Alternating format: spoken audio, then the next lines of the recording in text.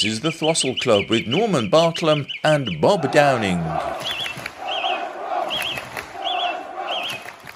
Well, hello and welcome to the latest edition of the Throstle Club. Now, this is the programme which looks back on the long and illustrious history of West Bromwich Albion, and we speak to former players and supporters about their memories of our marvellous club, with a particular emphasis on this month in history. Now, our special studio guest today is a well-known Albion fan, Dave Howson, who's been watching West Bromwich Albion since about 1967, and I'll be asking him why on earth he's been doing that. But seriously though, we'll be sharing some stories about his dad, who was a police dog handler, and he was just an ordinary copper who was patrolling his beat.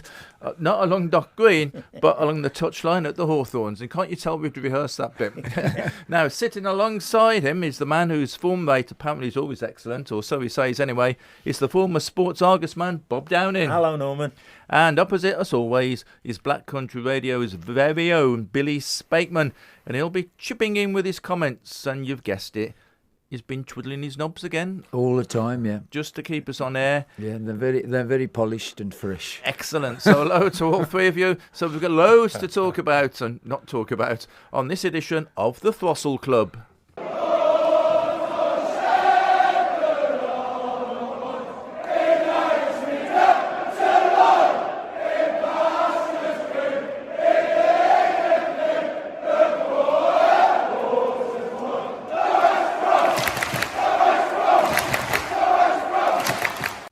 So once again there, the Lord's my shepherd from the choir at the Bromley Road. And our special guest today, Dave, you've been in the Bromley Road and all the other stands around the Hawthorns for a good few years, I dare say. Yeah, I'm in the Alfred's Lane stand at the moment, and I've been for a number of years. But I spent many years in the Bromley Road end. Started off in the Alfred's Lane benches. That's where I first started watching the Albion, and also watched many a game from the Rainbow stand. So all four corners of the ground, I've watched the Albion. So you were a little kid in short trousers when you first went? Very much so. Very much so. First game I can remember, 1967, 66, 67 season. I think we beat Southampton 3-2. I think it was Easter.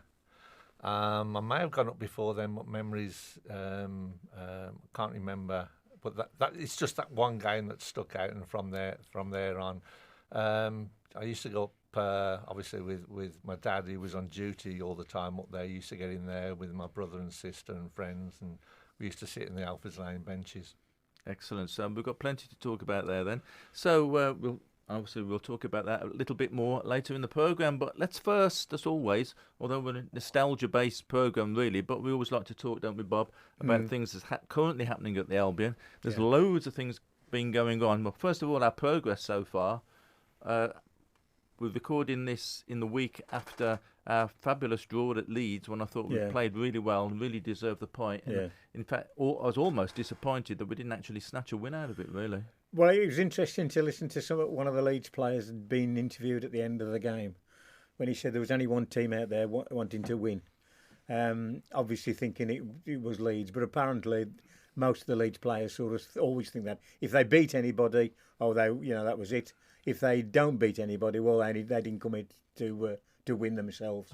So that's you take that with a pinch of salt. But when you look at it, the two best chances fell to Albion. It did, yeah. So we're tucked in there, sixth at the moment. So it's a good spot to be at this time in the season. There were times earlier in the season, when I didn't think we'd still be in the top six. But we're hanging in there, and the longer we spend in there, the longer it's going to take other teams to get us off. I think the one thing that's surprised everybody is Coventry, or should we call it now Frank Lampard's Coventry? Oh, they always say that, don't they, in the media? Yeah, that's right. Yeah, I mean they're on a fantastic run, but you know full well if the blip comes, the blip will come, and I mean they're talking about Leeds as though they're already up. They're talking it's between Sheffield United and Burnley. I tell you something. But all those three teams can easily start hiccups. Of course. Yeah. Easy. What about you, Dave? What are your thoughts? Saturday's performance, thought it was one of the best away performances of the season. Listening to Tony Mowbray before the game, he denied the fact that we weren't going to sit back. We would take them on, and we did. And as both of you have just said, I think we were a little unfortunate not to snatch a win. It was a fully well-deserved point anyway. Yeah, excellent. So the other talking point at the moment, of course, is the accounts are out, Bob, for the Albion. 33 million, is it, loss? Yeah, I mean, don't forget, I think we've got to put this into perspective. Anybody who thought we were going to make a profit was living in cloud cuckoo land. With the losses, if it hadn't been for Shal Patel, then we would have been in a real mess. Don't forget, 12 months ago, a lot of supporters were thinking we were heading for administration and all the pitfalls that would have led from that. So 33 million, obviously, it's a lot of money. But considering where we were, broke, no money coming in from an owner, then, I think it's manageable. I think the club are going in the right way, certainly with Mr. Patel. They seem to have a structured agenda now for improving finances. So, I've got full confidence in what they're doing at the moment. Yeah. Now, one of the good things coming out at the moment as well is that all standing areas are going to be introduced, aren't they? So that's a welcome move, I think, because the atmosphere at the Hawthorn sometimes is a bit, subdued, I think, at times. Yeah. So it's certainly going to help the atmosphere, I think. Well, a lot of fans have been calling for it. I would think a lot of people thought if it was going to happen anywhere, it would have been in the Birmingham Road end, because that's where the majority of Albion fans are. They're all Albion fans in there. It's just that, it's going to be 2/3 on the Smethwick end. The bottom third is going to be seating still, and you're going to be told you got to sit. 2/3 up from there, then it's it's safe standing. Although they have to put some sort of seat in or something. Yeah, but apparently it doesn't alter the capacity for the ground because you've still got to have a seat. And the one thing that I'm perhaps not very happy about it is that you can't stand as you would traditionally, because you could move around and stand with your mates or move away from somebody you didn't like. Yeah. But you still got to have your own set seat to stand next to. Yeah, which is a bit of a shame. I think the other thing is going to be as well is that the number of people who want to move. Yeah. From the Birmingham Road end to the Smethwick end. Yeah. I think that could cause a bit of a headache, but we'll wait and see. Yeah. It's something that Albion have been looking at, I know, for a long time. Indeed. And the fans certainly want it, so let's hope it's a big success. Dave, your thoughts? Yeah, I think it'll be a good move. A lot of clubs have been muted this to happen. You mentioned a certain lack of atmosphere at the matches. The one thing I've noticed, particularly from the start of the season, from where I sit in the Alfords, is the amount of people who are leaving with a good 10 minutes to go. Oh, it gets on my nerves. The Birmingham Road end, literally, you could say there's a good 1,000 or so empty seats, and that's with 10 minutes to go. Same with the Smethwick end, I noticed last game, and I don't know what that is yet. I'm not knocking these people. People have to get home, traffic with kids and things like that. But I think it's a good move, a positive move, and potentially we can recreate a better atmosphere at the Hawthorns. Mm-hmm. Now, on a sad note, we've recently heard, in fact, just last couple of days, Bob, of the death of Jack Lovett, one of the all-time Albion players. Right. I never saw him play. Did you see him play? I probably watched him in the reserve because that's where he spent most of the time. I mean, he only made 18 first-team appearances, and he scored 5 goals. But you've got to remember what he was up against. He was up against a certain bloke called Ronnie Allen. Oh, so he's understudy. He was Ronnie Allen's understudy. Yeah. And this is Jack Lovat, as opposed to Lovett, who other folks will know. I mean, they called him Shaq. Yeah. I don't know why they called him Shaq, but he was the type of player who you knew you could call on who come and do a job, as he did. I mean, I think he scored a couple of goals on his debut when he replaced Ronnie Allen, who was injured. And that was the only way he was going to get into the team. But don't forget, I mean, at the same time, he was a striker, and we got Ronnie Allen, Johnny Nichols, and Derek Kevin. You know, it was going to be difficult to dislodge those. Yeah, extremely so. Yep. Now, I hate to mention the word, but there's a football team in a suburb of Birmingham called Aston. Right? And this month they're playing in Europe. They're playing against Bruges, and that got me thinking of what became known in Albion circles as the Battle of Bruges. Yeah, I was there. 1968. Yeah. So, thoughts on that, Bob? I can just about remember it. I mean, the one thing I can remember was the press box actually being on the touchline.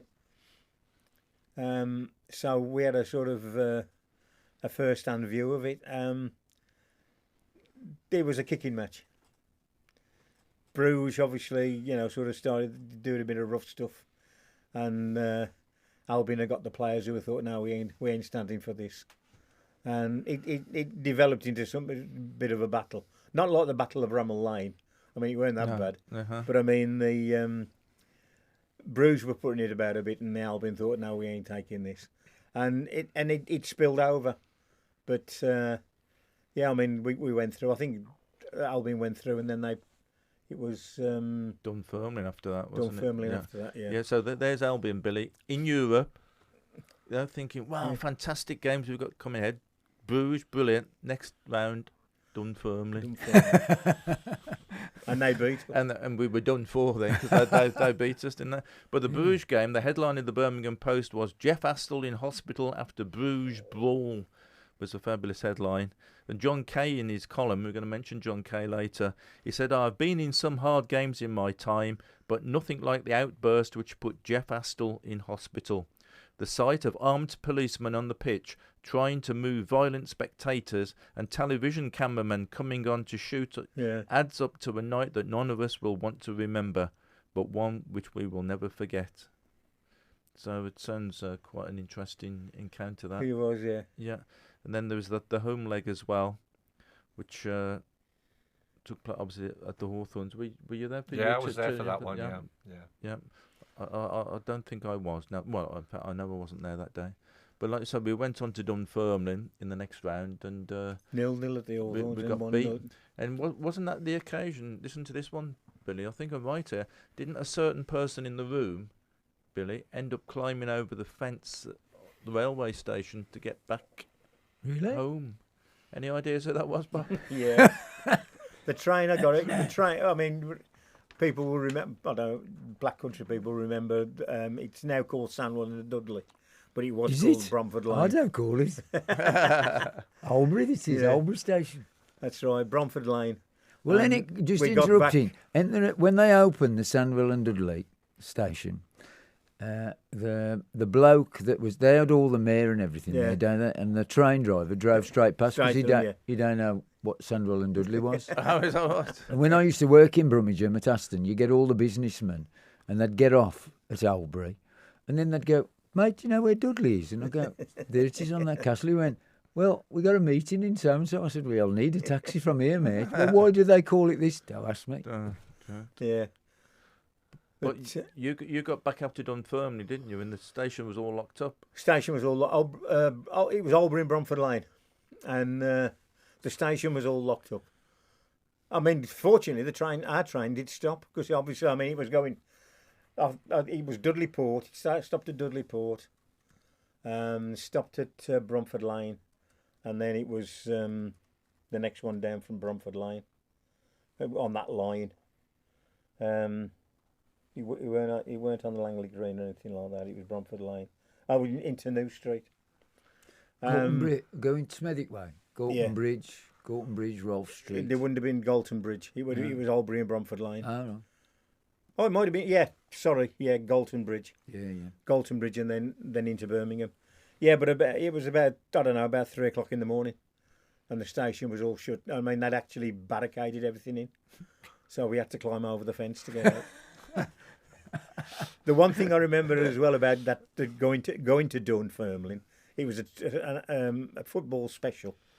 So it was all Albion fans on it, and I got onto the station, got into a carriage, and there was 4 blokes sitting on the table opposite me, and they got on at Albury and Bromford Lane, and the next stop was Dudley Port, and by the time we got to Dudley Port, they'd already finished a 5-pint bumper can between them. So you imagine what the trip was like. Yeah. Blimey. God. There we go then. Right, Dave, let's come to you a little bit then. Tell us about your little early years as a fan. So how come you got involved with the Albion? Obviously your dad was the police dog handler there for a while, but it runs in the family, doesn't it, supporting the Albion? My granddad was a fervent Albion supporter.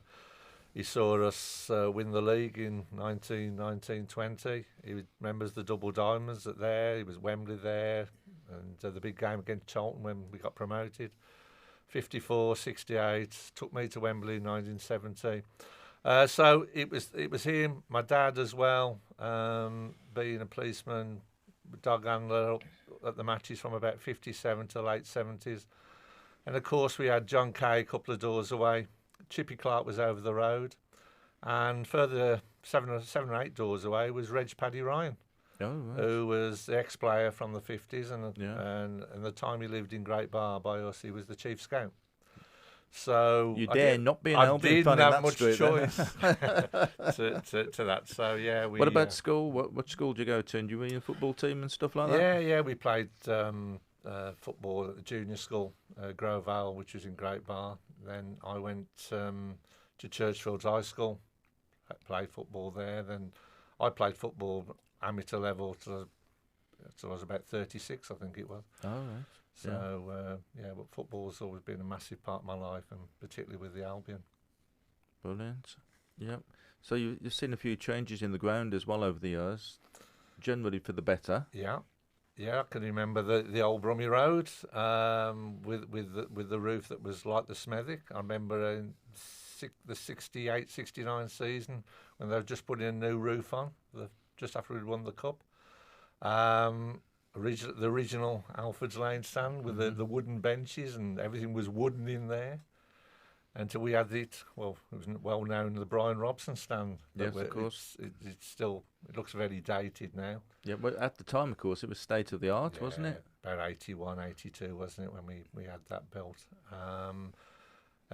Just remember the old scoreboard up the corner. That's right, in the Woodman corner at the time when I started. Yeah, there was one originally on the Brummy Road, I think, wasn't it? And it was moved to that corner, I think. It was that was probably before my time. Your time, but up the corner there, and of course along they used to have the half-time scores along the in front of the benches on the Alfred's Lane stand.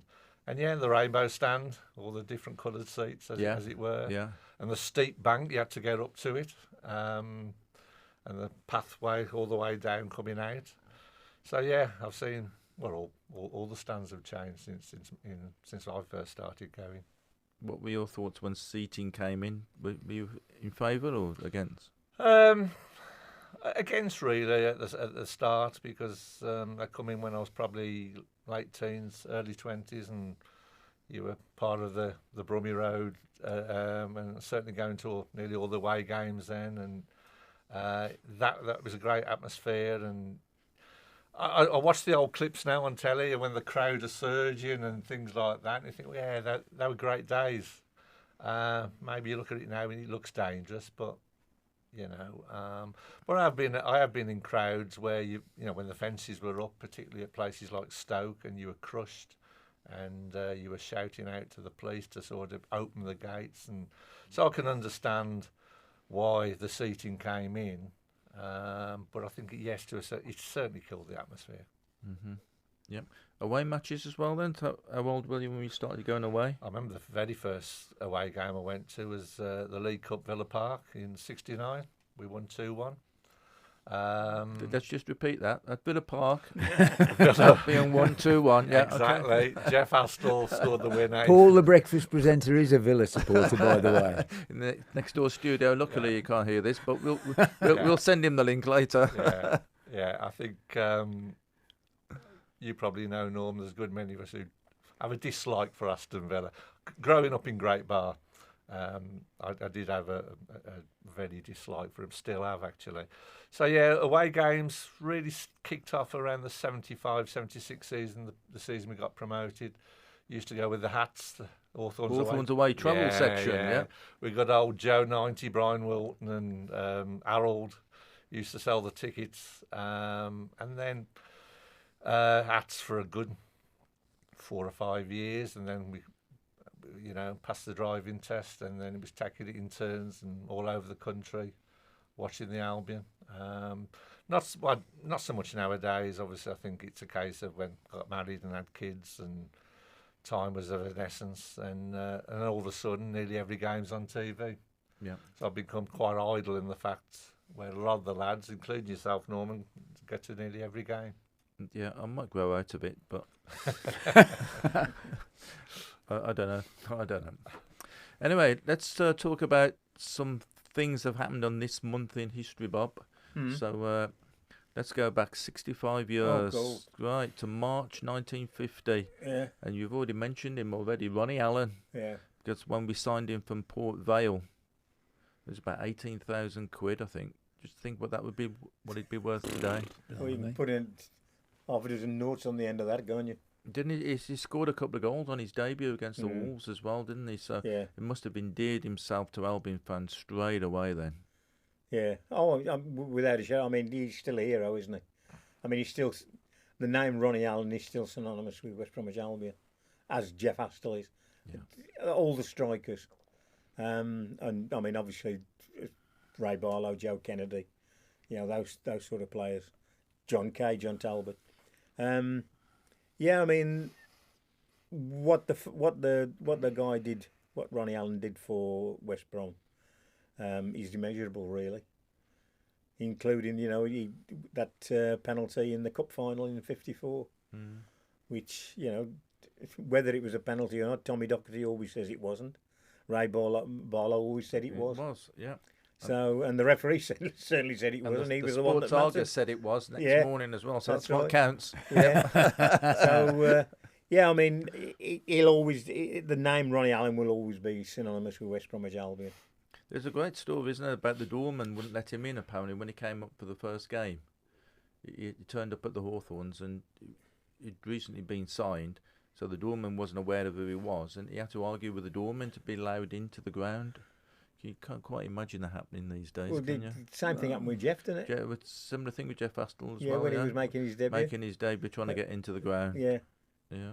But I suppose with him going on, I mean, even the players like Greaves, he used to go on the bus and things like that. You can't imagine it, can you? No. Really? Well, when we had Jeff Barnsley in here, if you remember, Billy. Yeah. And he was saying that, all the players always used to arrive virtually at the same time, on the same bus. Yeah, on the same bus. Be interesting to know what his wage was, wouldn't it?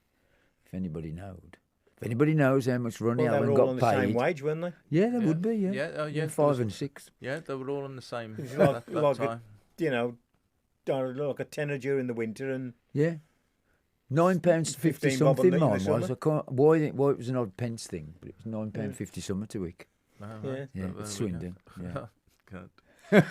And that was that was late 60s, so it's... And I mean, of course, he also had a couple of stints as manager. Yeah. Yeah. Yep. So he blotted his copybook a little bit by leaving us and going to Saudi, didn't he? At one stage. Didn't. I wouldn't. Didn't he blot? I don't think he blotted his copybook. No. I think, if anything, Albion dillied and dallied too much. He went there because of that contract.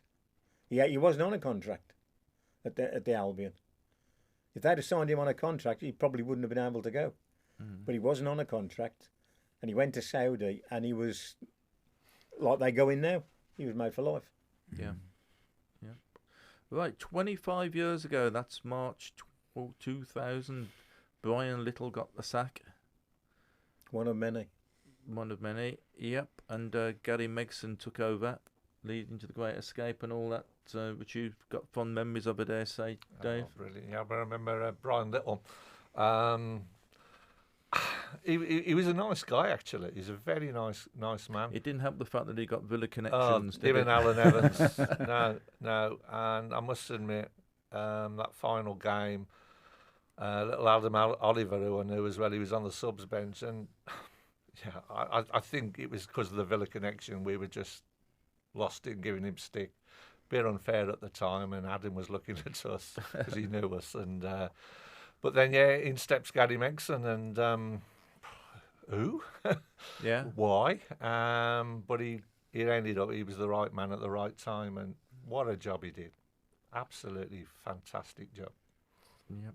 And 20 years ago, March 2005, I think you were probably there at Charlton. Albion had a fabulous 4-1 win. It was a famous day when Robert Earnshaw scored a hat-trick in that game. So that went down in Albion memories. Now also, famous Albion player was born in March 1940, so he's 85 this month. Yeah. He started off as a centre forward at the Albion and became a defender. Yeah, John Kay. John Kay, yeah. 85 this month, so happy birthday to him. I've still got a picture in my mind of the quarter-final replay at Main Road when we beat Liverpool. And he got his bandage wrapped around his head. And there was a picture of him in the Mail with Dougie Fraser and with Graham Williams. And he's got this bandage around his head and he's got a cigarette in his mouth. That's right. The big cross bandage plaster on his face, if I recall, as well. Yeah, fabulous picture that one was. Yeah, we'd signed him from Gaul, didn't we? And so I wonder what Albion fans would have thought at the time, signing a centre forward from Gaul. I think we signed him from Scunthorpe. Was he no, he was from Gaul, wasn't he? He was from we Gaul, signed him we from signed him from Scunthorpe. Sorry. Scunthorpe. Yeah, we signed him from Scunthorpe. I mean, he'd got a good record at Scunthorpe. Yeah. And don't forget, I mean, he came and he was so good at the Albion. Didn't he play for the Football League? Yeah, twice. Yeah, for as a striker. But the making of him was when Alan Ashman was Alan Ashman, wasn't he? Sent him back, put him back with John Talbot. Yeah. And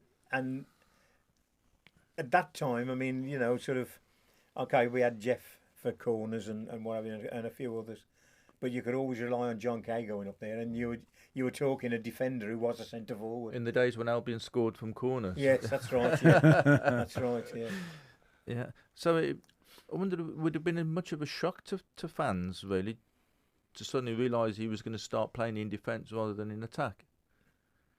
No, I think they've been conditioned to it. I mean, I don't think it was sort of, right, one match you're playing in attack, now you're in defence. It was very much a gradual thing with Alan Ashman. I mean, he obviously worked at it and knew it, and he'd worked it in training anyway. Yeah. So I think the players were fully aware of what was going to happen. Yeah, I mean, the first game, when it was, I mean, I can remember it now. I was born Fraser Williams and Brown Talbot Kay. Sounds like Barnstoneworth United, that does, doesn't it? I mean, the forward line used to change a bit, apart from Astle and Hope and Clark. It used to be, Collard, Dickie Kraswicki, Kenny Stevens. Cup final, obviously it was Graham Lovett. So it was those two positions that used to change, but 9 of them never did.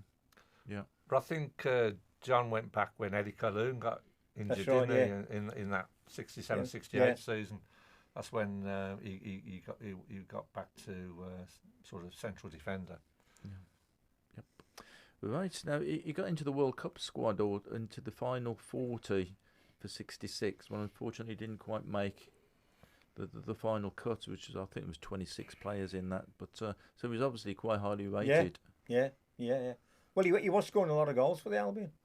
Yeah, and he became the Evening Mail Sports Argus Player of the Year in 65, 66, 69, 70. He was what they would call now an old-fashioned centre forward. He was like a battering ram. Yeah, he's a big. I met up with him recently. He's a big, gruff Yorkshireman, I think is the polite way of saying it, isn't he? There's no doubt at all that he comes from Yorkshire. And we've got a little bit of a clip of him here, and he's talking. I showed him some pictures, and he's also got a couple of shields that he got for winning those Argus Evening Mail Player of the Year trophies. They were presented with a big cup, weren't they? And that they held that for the year, then gave the cup back. But the little trophies, he's kept them all over these years, which shows it obviously meant a lot to him. So this photo here, then, this is when you were playing Evening Mail's Player of the Year, wasn't it? Yes. I won it twice, and I don't know what year that was when you've got this picture, but I can remember Jimmy Gaunt presenting me we played against Tottenham that day, I think. So how did it come about then? I think it was something to do with all the reporters got together, and it was the reporters who chose from the different performances throughout the season, I think. Yeah, I think the Midland reporters of all the Midlands club had a vote, and obviously whoever got the most votes won the trophy. And I was fortunate enough to win it a couple of times. Each time I was in the World Cup squad in 1966 in the 40. Unfortunately, I didn't make the final 26, but there we are. And I think the 69, 70s time when I won it, I think it was in a cup final then I think it was a League Cup final then against Man City. These are my two Midlands Player of the Year trophies. I think they're about 4 years apart, but I managed to win it twice. So when you won that trophy, they had the trophy back? You only had the cup for a year, then they give you these two. I don't know the word I'm looking for. They give you these to commemorate that you've won it. Yeah. So it's obviously it meant something to you because you still got them. Yes. Oh, certainly yes. I'm proud of having these. It's a great achievement to have. To be Midlands Footballer of the Year twice. There's a lot of clubs in the Midlands, isn't there? Yeah. But it's good to look back on things like the Argus, isn't it, for the nostalgia? Oh, it's great to look back on things. I know when I go to my daughter's now and again, I look at the wall where she's got all the pictures and I think, oh, what a marvellous achievement I've had really. I've been lucky. But I did work hard to get where I did in football, so yeah. I suppose you get the benefit in the end, don't you? Yeah. It's like any walk of life. If you want to be successful, you've got to work hard at it, haven't you? Yeah, work hard at it, don't you? And indeed, what a great accent. It is excellent. So memories there from John Kay, who's 85 this month. So happy birthday to him. Now. Staying with our memories theme, Dave, your granddad had got some great memories that obviously he's passed down to you over the years. Yeah, I wished I'd spent more time when he was alive. He passed away in 1984.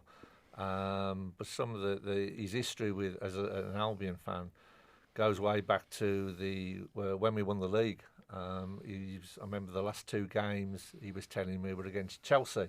Chelsea away and then Chelsea at home. This is 1919, 1920. When we won the league. Were you there for that final game? Don't be silly. Bob, no. I'll take it. That's a no. No. Oh no, not even a twinkle then. Yeah, he was. My granddad was in the Grenadier Guards and he was stationed at Chelsea Barracks. And he told me he went to the Chelsea game at the bridge. In Khaki, and I think Chelsea beat us actually 2-0.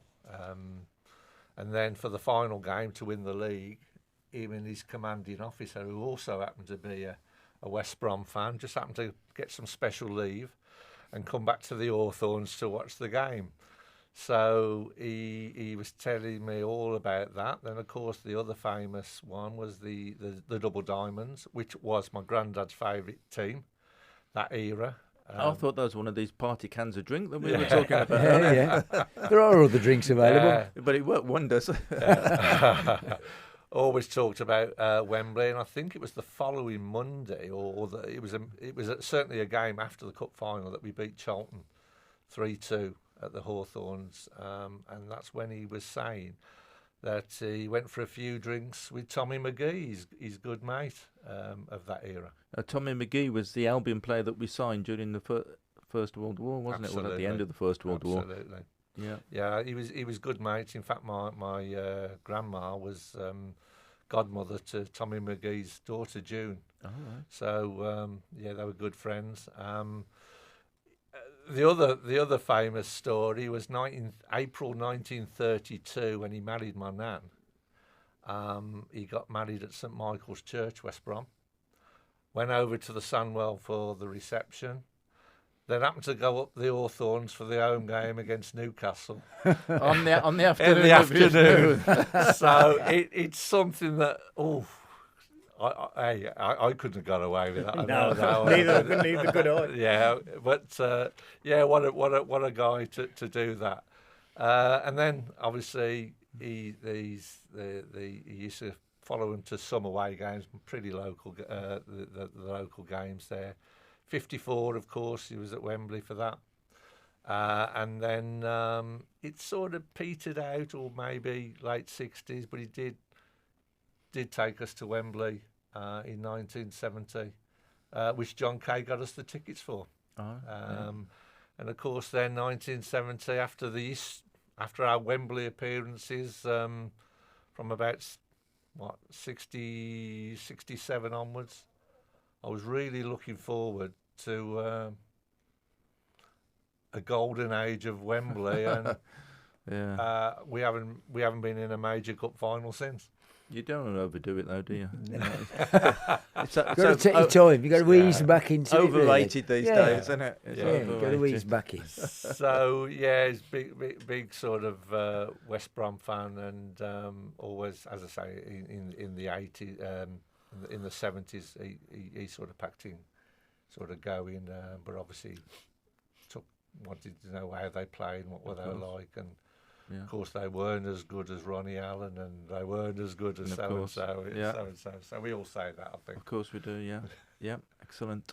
Right, you're listening to the Throstle Club with Bob Downing and myself, Norman Bartlam, on Black Country Radio Xtra, and at various times you can actually catch it on demand on the website, and also later as a podcast, which you may well be listening to on Spotify and all good podcast providers. But Black Country Radio Xtra, which is where we're broadcasting from now, Billy. Yeah, it's going from strength to strength, really, isn't it? There's some new programs. It is really, yeah, and none of it is forced, I suppose. It's all word of mouth. So you get a group coming in. I mean, Black Country Xtra, very quickly, is the community side, the sister community side to Black Country Radio. That's more commercially based, whereas this was offered to community groups and I suppose quirky shows that you wouldn't put, like a wrestling show and a fishing show and stuff like that. You wouldn't get on mainstream radio. And so you get a group coming in, and then they mention it to another group, and then that group contact us. And only recently, this year, we've had two ladies who've set up a group. They've got autistic kids. They've set up a support group for autistic kids. We've had a psychologist who works for the NHS who's come and started to do a mental health programme. We've recently had a wrestling programme start. The wrestling scene round here is just unbelievable. Is it really? Yeah, unbelievable. That's and I went. I was invited to wrestling at King Swinford Community Centre, and I hadn't been since they used to. Bob will remember this, when they used to board over the baths, and Jackie Pallow used to come and fight at the Langley Baths years ago. Rivers. And I went to this community centre. And it's exactly the same. The women are there on the front row with their handbags, smacking these blokes as they go in the ring. Oh, you'd like that, Bob? And they had this thing called the Rumble, and it's one bloke goes in the ring, and then one by one they have to try and get him out, and it's who's in the ring at the end. And then by about 12 of them being in, they just get fed up, so they just shout, "Okay, everybody in." So 12 blokes and wenches go in the ring, and they're just chucking you out all over, and they're flying all over the place. Just great. So, yeah, everything like that, it's going. And if there is a community group out there, just email me, billy.spakeman@blackcountryradio.co.uk, and come in and have a look at the studios.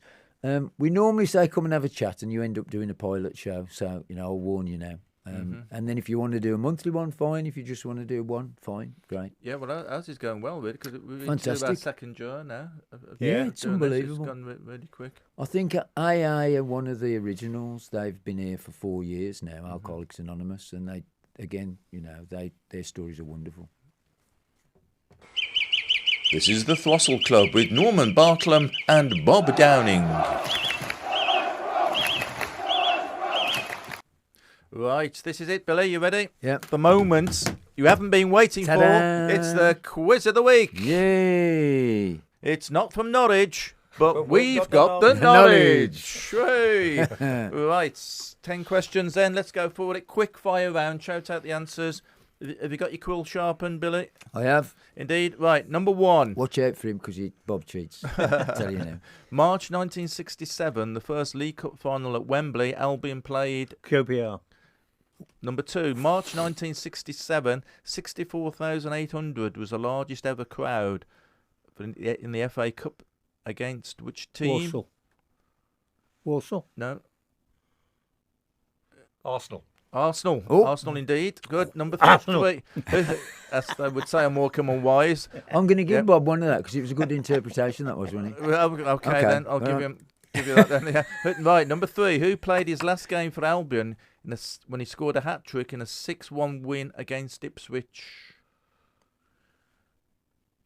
Well-known Albion striker. Ooh. Take a guess, This take a could guess. be a bonus, this. Derek Kevin. Derek Kevin. Oh! Whoa! Give him a bonus for that then. Bonus, Two okay. for that one. Okay. Number 4, in March 66, the two-legged cup tie in the League Cup final. Who did we play? West Ham. West Ham, correct. West Ham. Oh. March 79, the first leg of the UEFA Cup final. 95,000 people saw the Albion play where? Red Star Belgrade. Red Star Belgrade, correct. He's good. Bob is good. Right. March 77, Laurie Cunningham joined the Albion from Leyton Orient. Leyton Orient. Ooh, Bob just in there. Just in. March 2008, who scored as the Albion won at Bristol Rovers in the FA Cup? Ishmael Miller. Ishmael Oh! Miller. Oh, I've never brilliant. got And he that. pronounced it right, bonus point. Yeah, bonus point. Bonus point for that. Right, a bonus point if you can spell Ishmael. ISHMAIL. No. You can have a, ISMAEL. Oh, AEL, correct. okay, Bonus. 3 points.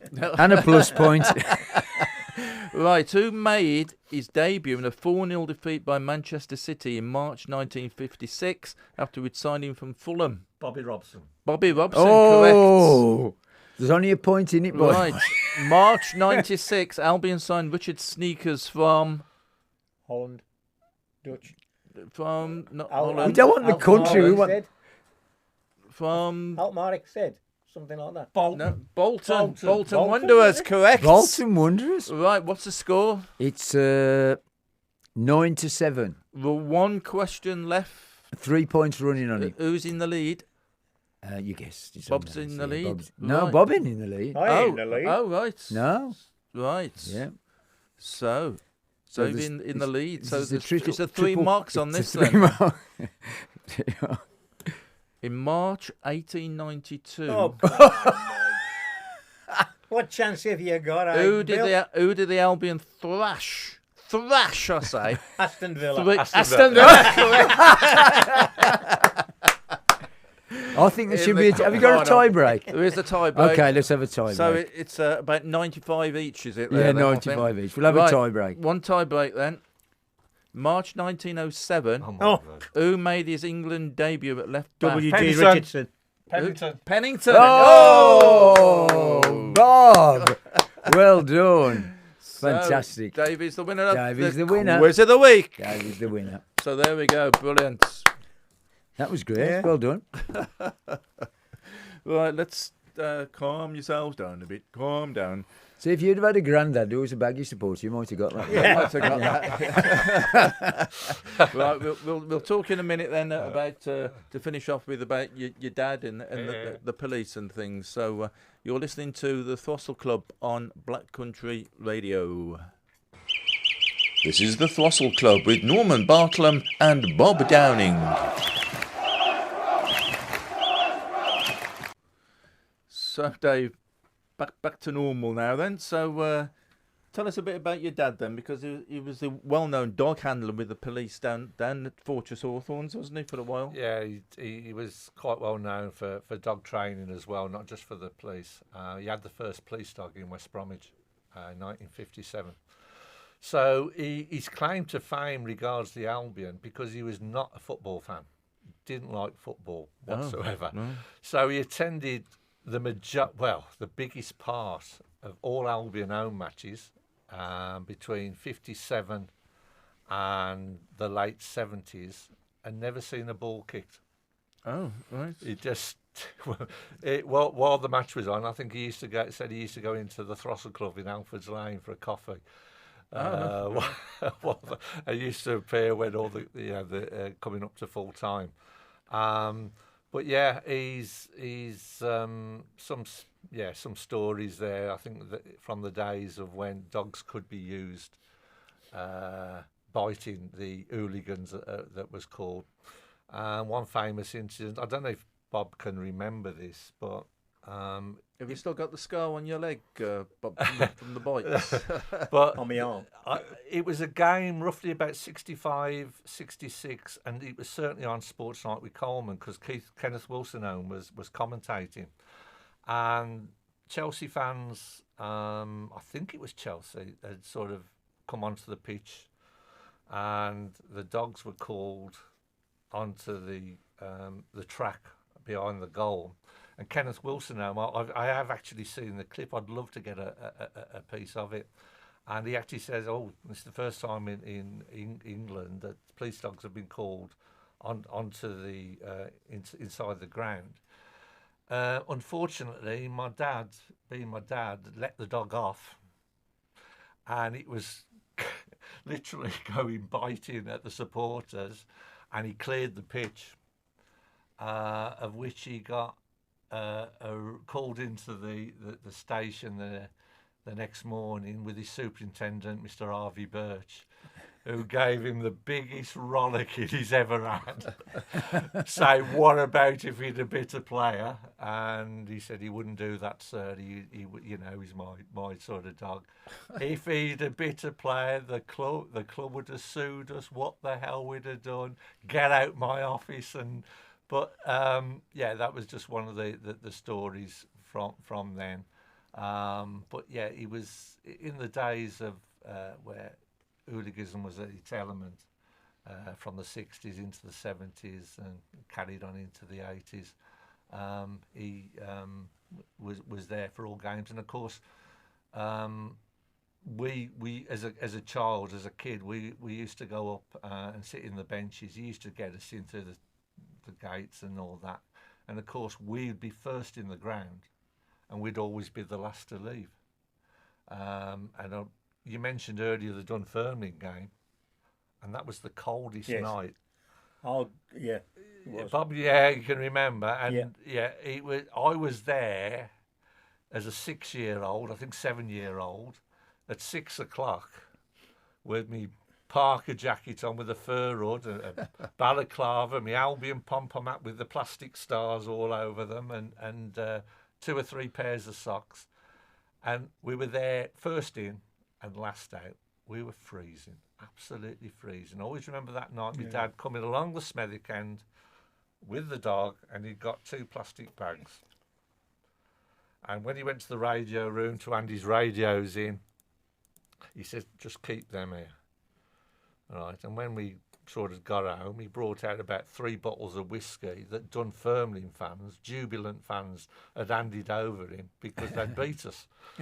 So, Dad, not being a whiskey drinker anyway, just put it on the tray for Christmas, I think. But then he worked for police liaison after coming off there, and did quite a bit of work with Cyril Regis, who did a lot for the community relations. Cyril was we all know he's such a lovely, lovely guy. But then, as I say, we go back to, I think you mentioned about wages earlier on, what was Ronnie Allen on? But I always remember John Kay. Dad always said, and this stuck in my mind, he said, I remember saying to John Kay, or talking to John Kay, and John was saying he's on £45 a week in the mid-60s, when my dad was on 15 guineas a week. Yeah. And yet, no big hey-ho, you lived a couple of doors away. And you compare that now with ordinary players at the Albion who probably ain't fit to lace John Kay's boots, what they're earning, where they live, compared with John Kay, who was a top player in the First Division in those days. Just going back to that Dunfermline, that sticks in my mind, not only because it was very, very cold, but it was my radio debut. The reason being is that because it was Dunfermline, because of the competition, the press box was full at the Albion. And me being a local reporter, just for the local rag, was struggling to get a seat. You know, they didn't allocate you seats, you just went to your seats. And I was sort of standing right at the back. And Hospital Radio, the guy I knew from there, I can't remember his name now, said, "Come up here." So I went up the gantry and went into the Hospital Radio little studio they'd got, and that was doing it live, and the windows were open. I mean, that made it even worse because when you're sitting down and you're cold, there's nothing worse.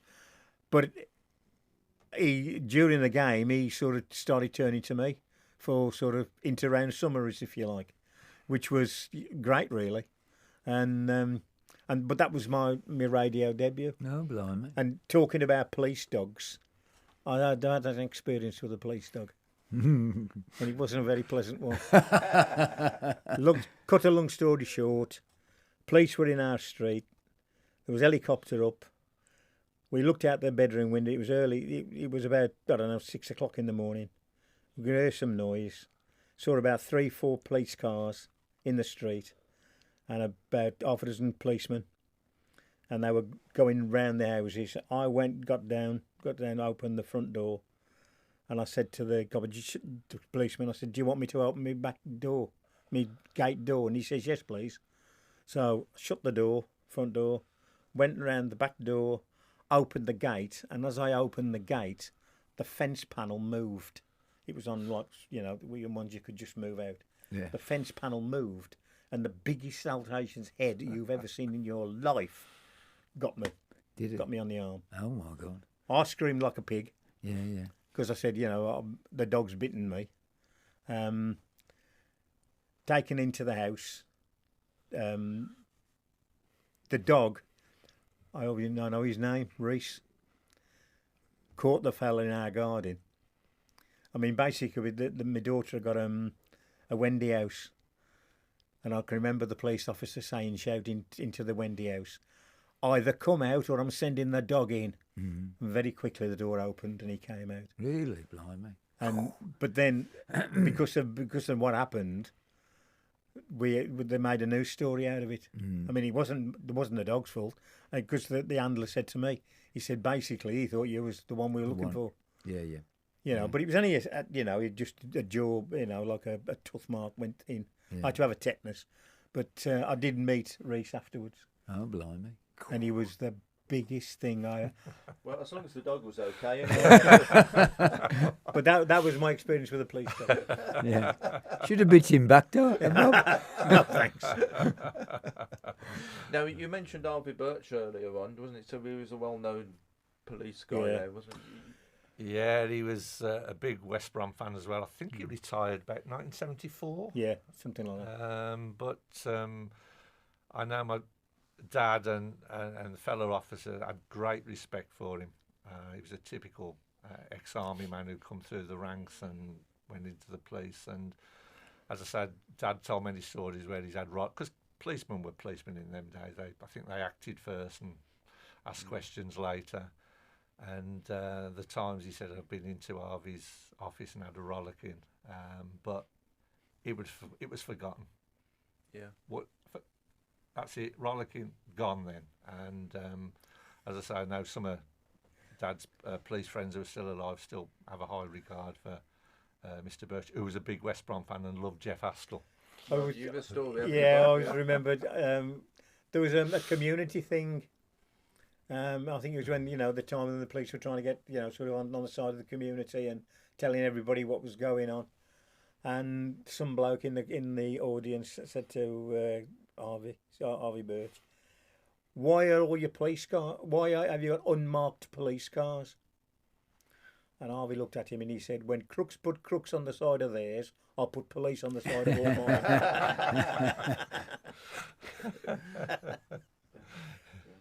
But I don't think Harvey. Harvey Birch was still the superintendent, but the Battle of Hawthorns with the Leeds fans, the guy who was in charge then was Mellor, yeah. Superintendent Mellor, and it's So the this was first time. 1982. 82. Wasn't it, the Leeds riot. Yeah. The famous thing about all this thing going on. I can't remember which player it was now because we were interviewing so many of them. And I said to him, Ed, when did you know there was real problems? He said, when Albion were attacking the Birmingham Road end.